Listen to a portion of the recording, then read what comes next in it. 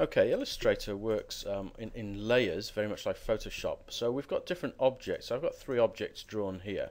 But if I move my objects around, some of them go in front of the other ones. Now, I can right-click on them, and I can change the order by bringing them to front and things like that.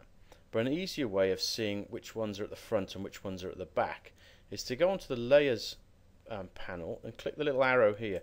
That gives you then a little diagram of each of those three. So if you look on this diagram, you can see the star is at the top and the orange box is at the bottom. Now if I grab the orange box and drag it upwards and put it above my star, it actually rearranges the order. This is called the stacking order.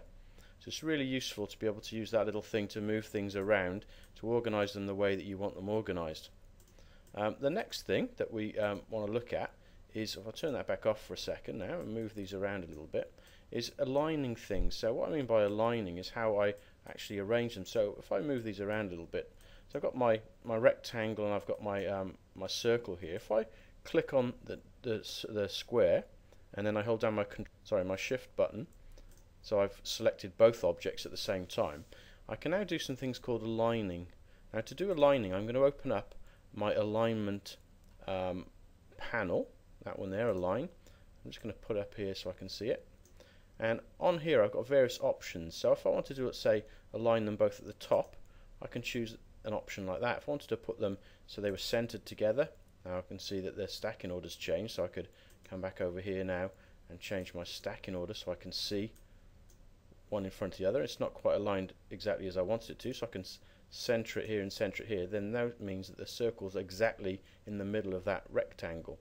So between the alignment panel and this stacking order in layers, we can really organise things very nicely on the screen. Okay, we're going to have a quick look at another little panel that's useful to us. This panel is basically called the Appearance panel. So I'm going to come up to my window and I'm going to choose my Appearance panel.